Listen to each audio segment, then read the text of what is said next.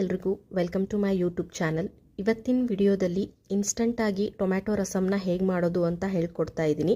ತುಂಬ ಈಸಿಯಾಗಿ ನೀವು ಬೇಳೆ ಇಲ್ಲದೆ ಈ ಟೊಮ್ಯಾಟೊ ರಸಮ್ನ ಮಾಡ್ಕೋಬೋದು. ಕೋಲ್ಡು ಕಾಫ್ ಇದ್ದಾಗ ಇದು ತುಂಬ ಒಳ್ಳೆಯದು ಹೆಲ್ತ್ಗೆ, ಏಕೆಂದರೆ ನಾವು ಇದರಲ್ಲಿ ಮೆಣಸನ್ನ ಯೂಸ್ ಮಾಡ್ತಾ ಇದ್ದೀವಿ, ಜೀರಿಗೆನ ಯೂಸ್ ಮಾಡ್ತಾ ಇದ್ದೀವಿ. ಸೊ ಹೇಗೆ ಮಾಡೋದು ಅಂತ ನೋಡ್ಕೊಂಬರೋಣ ಬನ್ನಿ. ನಾನಿಲ್ಲಿ ಮೊದಲಿಗೆ ಒಂದು 5ರಿಂದ 6 ಆಗುವಷ್ಟು ಟೊಮ್ಯಾಟೋಸ್ನ ತೊಗೊಂಡಿದ್ದೀನಿ. ಇದನ್ನು ನಾನು ಬಾಯ್ಲ್ ಮಾಡ್ಕೊಂಡು ಬರ್ತೀನಿ.